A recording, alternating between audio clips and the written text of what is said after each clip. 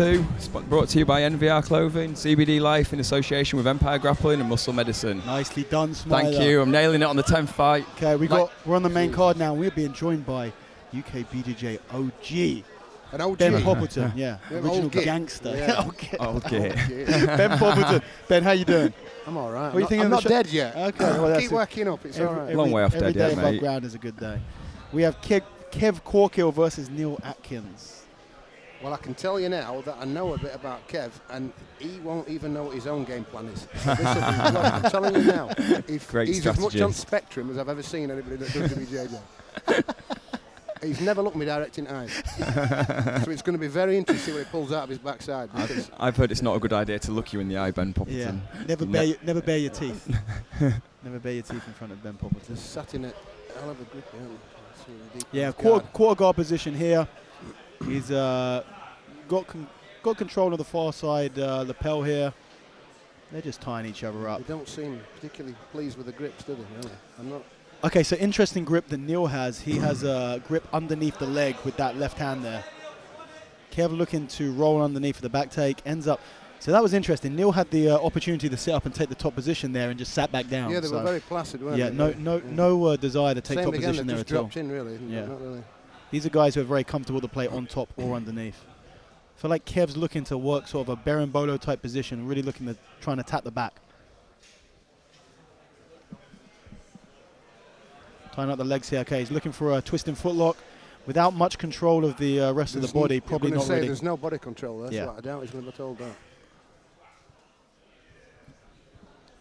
Bearing in mind that Neil's legs are about as big as his arms, so he'll have quite a good lever. Yeah. There you go. If you're not controlling the rest of the body there, you attack that twisting footlock, the person rolls and you can't stop him and you lose the position.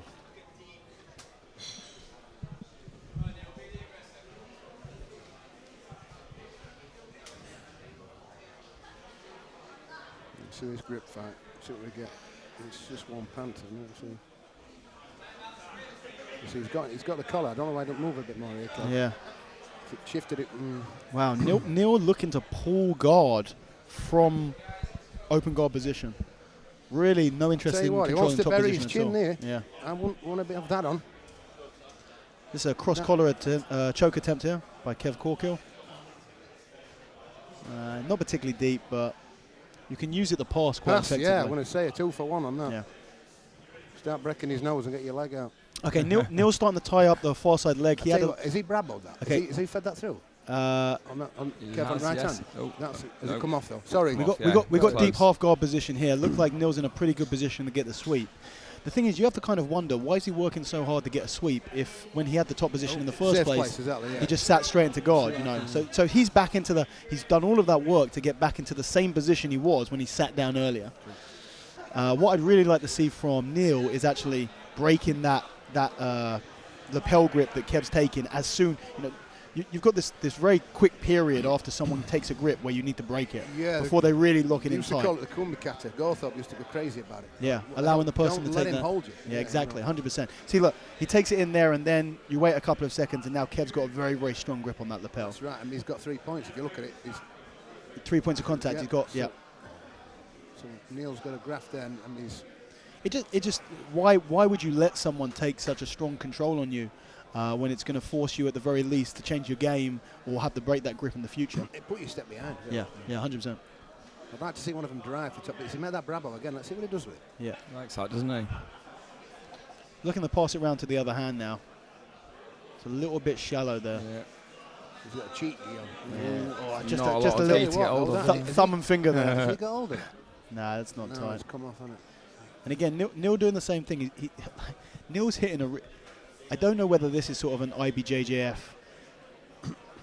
habit, which is going into the guard position and looking to sweep from here. But even if he was in IBJJF, all of the times that he sat back into Has he got that again? onto his back. See how deep that is? I can't see from this. Yeah, no, you're right though. He's going for that cross collar again. It's just interesting that Neil's generally, if you're sitting onto your back inside open guard, then you're expecting the person to be attacking submissions off the back.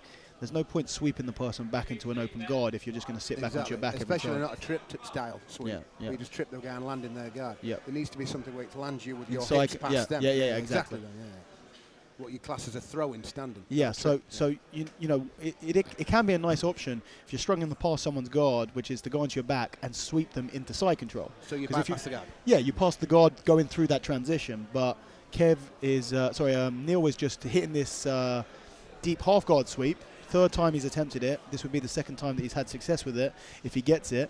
But let's see if he's got that in mind, though. If you look at his grips as well, Dan, let's see if he's thinking about making the sweep. Yeah, and then using those grips, because that's just. Let's see if he does it.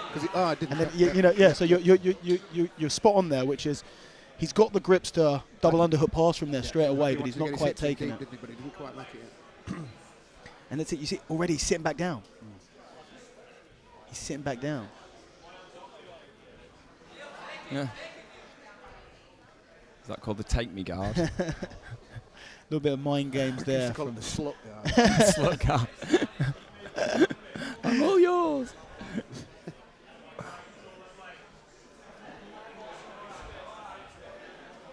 So you can see Kev's buried his hand again. Yeah. There's no hip control either, twisting footlock attempt, but again, without control of the body, twisting footlock, you turn your back to the opponent.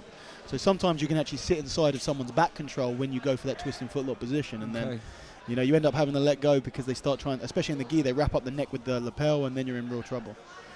So Neil choosing to be on his back every single time. This is the interesting thing, choosing to be on his back. Like you said, Ben, it would make so much sense if he was looking to sweep into a pass position, or at least sweep with control. Into a deep grip that would allow that. But again, look, exactly the same thing he's doing.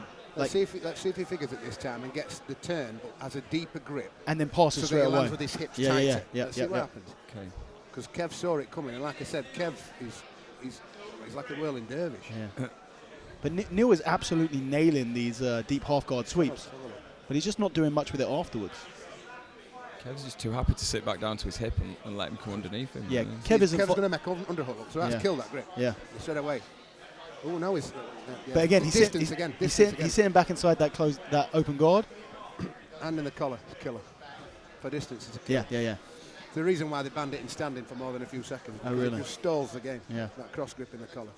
You can't turn that shoulder at all. Three really, but then sitting back onto his back again. Oh. Now, there's a little bit of an excuse there because Kev's going for a berimbolo to attack the back, so it kind of makes sense to defensively go onto your back from there, but still, there's no real desire. There's no burning desire to control that top position. And he has to remember, if this goes the distance, this is going to be a draw. So it's not like he's. If this was a decision, then Neil would be winning this one right now because he's hit so many successful sweeps, but. Submission grappling. Exactly. 2 minutes to go on this fight now. I've got a feeling if one of them manages to get a tighter grip in that gripping phase, we might see some. Kimura grip from Kev by the looks of it. He's attempting a Kimura grip on the on Neil's left arm here. Let's see if he can do anything with it. Has he got the grip on? I can't see. Well, he's definitely got that left arm over the top, and he's let go of it for an underhook. He's got a big underhook. See what he does with it? Yeah. He's trying to use this to strip the king of grips with the hand off the belt there. I think the only thing that beats an underhook with your hands is a strangle. Yeah. He's got one. Let's see what it is. And He's going to walk all the way around with it. See if he goes for Jujikatami all the way around. Oh, he's let it go. Neil's hitting his favourite sweep yet again. Kev's sitting there talking to him. Why do you keep doing this to me? Stop it. I'd really like to know what he was saying there. Okay. This is now Neil's starting to get a little bit. He's starting to get a bit frustrated now, but he's allowing the cross collar in the lapel. It's just it kills the position, and then sitting backwards again. Oh my God! Why sit backwards every time? It's just like he's drilling deep half guard sweeps. It honestly looks like that. He's just drilling deep half guard. Has he got the underhook again there, Kev? Go on, have a go. Yeah, he's gone underhook. A quick sniff at a guillotine there. Rolling guillotine, very hard to do with the friction that the gi adds. Locking up the Kimura grip again, just loses it. Okay, he's got that Kimura grip. Let's see what happens here. Strip his grip. Releases it.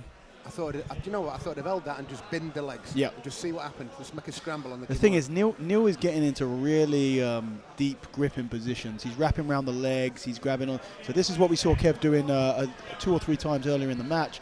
He's going for that very, very simple cross collar here. Only Kev can feel whether that bottom hand is right on that side of that artery, on that sinus. This is such a difficult choke to finish. but he's really committing to it, which makes you wonder, does he think it's on? Making him push away. Yeah. If he turns over, it'd be worse.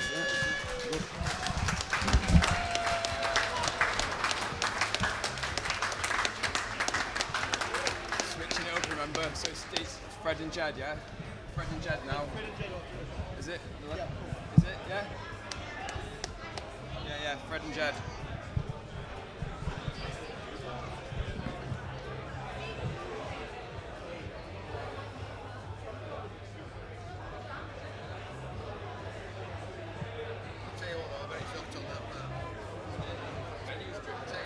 After 10 minutes of action, this match is declared a draw.